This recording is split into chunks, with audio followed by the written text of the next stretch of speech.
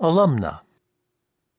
On a Monday afternoon in April 1993, Rosary College held a small ceremony for the opening of the Sister Martin de Porres, Eunice Larkin Archive.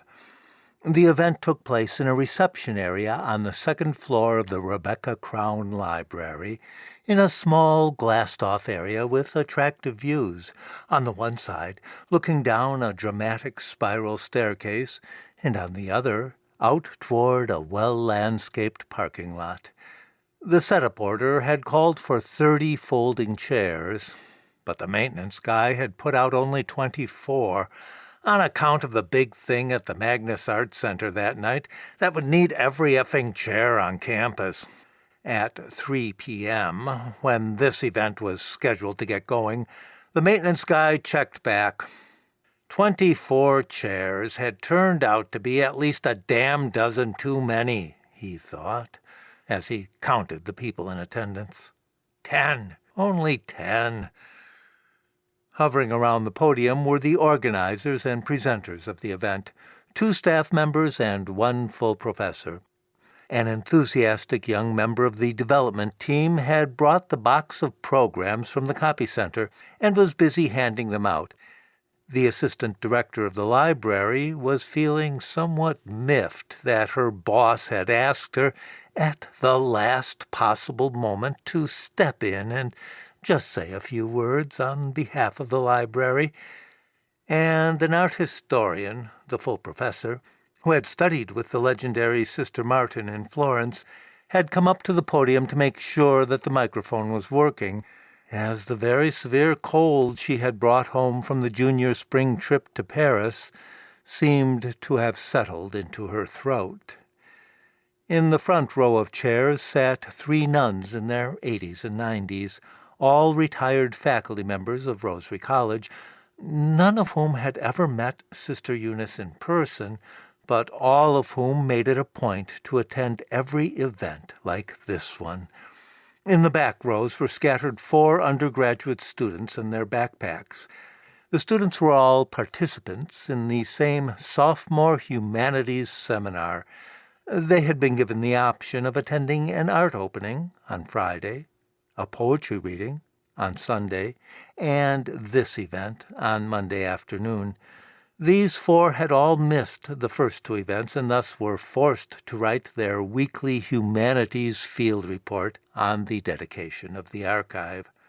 At the last possible moment, just after the assistant director of the library had made it clear that they could not postpone the start time 1 minute longer, an 11th person joined the group.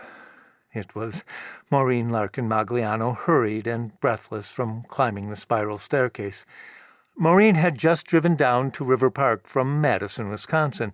You could take I-90 almost the whole way, she had been happy to learn, and the 3 hours she had budgeted for the trip would have been more than enough if it hadn't been for that accident on Irving Park Road, of all places, just after she got off the tollway. Normally, Maureen spent her Monday afternoons working a shift in her volunteer job at Edgewood College, the same college where she had worked full-time, sometimes a good deal more than full-time, for more than 40 years, and from which she had retired 2 years before, with the title of Associate Interim Registrar, in the nick of time, she always said, just before the training started for that new computer system. That Monday she had offered to come in early to make up for the afternoon hours, but they had said no, take the whole day off, have a safe trip, and they were right. Her volunteer job could wait. What she did in that job was write nice thank you cards to alumni for updating their contact information. For the first year after her retirement, she would sign the cards, "Your fellow alumna." But that had gotten her involved in a battle between 2 department heads at the college. On one side of the squabble was the alumni director, who let everyone know she had a classical education and insisted that all those words be used correctly: alumnus, alumni, alumna, and even alumnae, the one that Maureen sometimes forgot. On the other side was the new communications director, an advertising man in his second career, who wanted to switch to the chummier and simpler alum and alums, thereby avoiding both the Latin and the feminist politics. It was an argument Maureen wanted no part of, so now she just signed the cards, Maureen Larkin Magliano, 58, and they left her alone. She hoped the stack of cards wouldn't be too big when she came in for her next shift on Wednesday. Whatever she was, alum or alumna, she was proud of her B.A. degree in educational administration. It had taken her 12 years to earn, enrolling every semester and every summer in the one free course that came as a benefit with having a full-time job at Edgewood, first in the cafeteria, then as a filing clerk, then in the accounting office. It had taken her 12 years and 2 letters of appeal, applying for extensions of the timely graduation requirement, 2 desperate letters to 2 different deans. But she had done it. She had earned her degree, all while working and raising her beautiful and difficult daughter. The degree was the one thing in her life of which she was unambiguously proud. The young woman from the development department had seen Maureen on the spiral staircase and, guessing that she was one of the Larkin sisters, met her at the top with a warm greeting and an offer to take her coat. "Isn't it terrible how much we all still have to bundle up this far into April? Just let me take that." Maureen, somewhat out of breath, accepted the offer and did her best to answer the young woman's questions. Yes, she was one of the Larkin sisters. No, she wasn't that sister. No, not that one either. And sorry, no, not even that one. "I'm Maureen Larkin Magliano," she said at last. "The youngest. I'm afraid I'm the only one who could make it today. My sisters send their apologies."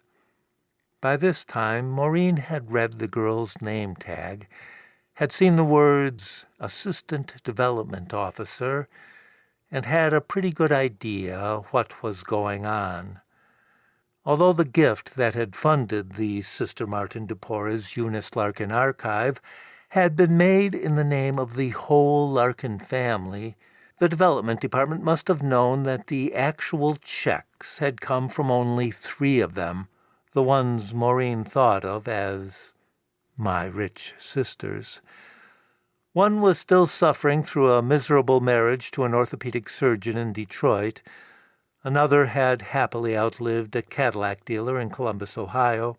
And the third, blessed with a head for figures and a personality that would never back down, had made her own fortune in the commercial real estate market in Arizona. Those 3 sisters must have been on a list. What did they call it? Maureen had heard the phrase spoken with hushed reverence at her own college. Significant donor capacity. She listened politely while the girl hung up her coat, fetched an event program, and handed it to her. A simple sheet of paper folded in half with the logo of the Rebecca Crown Library on the front, all the while prattling on about the legacy of Sister Martin de Porres and its importance, and about the deep and undying connections between Rosary College and the Larkin sisters, although Maureen knew very well that not one of her sisters had attended this college, not even for a semester, and that if her eldest sibling had been on the faculty here, it was only in the most technical sense. For Eunice's loyalty had always been to Florence and the Villa Chiffanoia, not to the parent institution here in suburban Chicago. They were interrupted by the woman at the podium, who was asking everyone to sit down so that the ceremony could begin. Since Maureen and the development girl were the only ones standing, they exchanged mock-guilty apologetic shrugs, smiled at the elderly nuns, and took their seats in the 2 remaining places in the front row. Maureen saw the girl open a folder she was carrying and take a quick look at a computer printout within. Then she closed the folder and extended her hand, now with a different look in her eyes. "Well, Maureen, yes," she whispered. "Thanks so much for coming. So nice to meet you." Maureen felt sorry for the girl. She's very good at her job, but she has just realized that she's seated next to a woman who is getting by very cautiously on a small pension and Social Security, a woman with insignificant donor capacity. Well, yes, indeed. It's better that she knows. The ceremony had begun. A woman who was apparently some sort of librarian was talking about the library and its mission and the importance of archives in preserving the past. Occasionally she would glance at the event program and mention Sister Martin de Porres and Sister Eunice Larkin as if they were two different people. It reminded Maureen of all the horrible funeral homilies she had sat through in her life, the homilies where the priest didn't even know the deceased and hadn't even taken a few minutes to chat with the relatives. Next on the program was the art historian, who, after a bit of difficulty, managed to turn on the microphone and then, in a raspy voice, told some funny stories about studying at the Villa Chiffanoia with Sister Martin de Porres, who could be a terrifying, supportive, and inspiring teacher all at the same time. She even spoke of a trip to Florence just a few years ago, in which she had gone to see her old teacher, now using the name Sister Eunice, in the convent where she was confined after her stroke.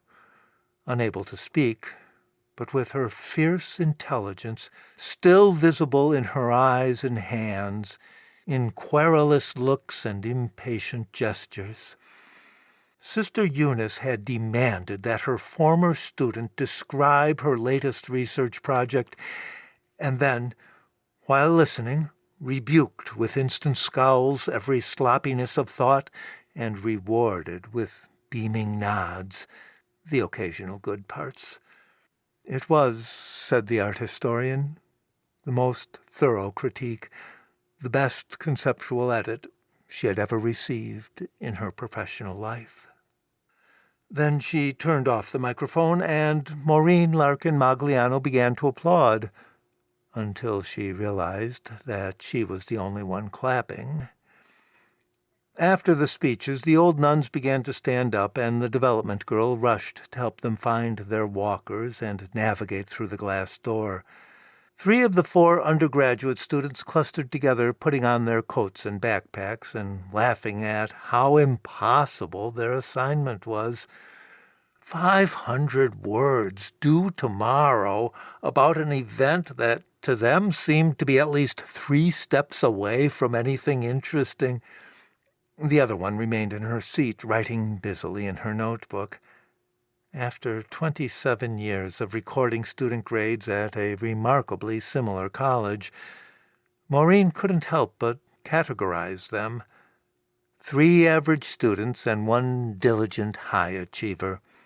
The social ones would all be in the neighborhood of a 2.6 grade point average, and perfectly satisfied with their lot, while the solitary one would have near-perfect grades but be living under a cloud of constant anxiety.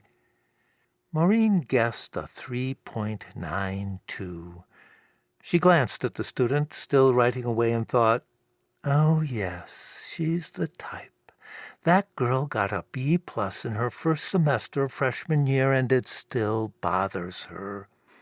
The faculty, of course, preferred the top students, but Maureen herself always found the social kids easier to talk to. It saddened her a little when the fun-loving girls left. Maureen looked at her program. Was that all? Was the event finished? No, there was one more item on the agenda. A tour of the archive itself. But no one seemed to be making any move to lead a tour. Maureen walked up to the art historian, thanked her for her wonderful words, and introduced herself. The woman was very gracious for a professor, and seemed genuinely interested in just how many Larkin sisters there were, and just where Maureen fit into the pantheon. Then Maureen asked about the tour of the archive. The art historian looked puzzled, shook her head, and, covering a rising cough, sent Maureen in the direction of the librarian. Maureen caught the librarian just as she was leaving. She looked deflated when Maureen, pointing to her program, asked about the tour. "Oh," she said, "I didn't think anyone was interested." The librarian looked over at the development girl, who was putting on her coat. The girl shrugged as if to say, "It's your call." "Well, I'm interested," said Maureen. She knew very well that if one of her wealthy sisters had RSVP'd in the affirmative, the development girl's boss and the librarian's boss would have both been right here, right now, eager to guide the tour. "And I'm interested as well," said a voice. Maureen turned and saw that it was Miss 3.92, her jacket and backpack already on, pen and notebook in hand. "Very well, then," said the librarian. "Follow me."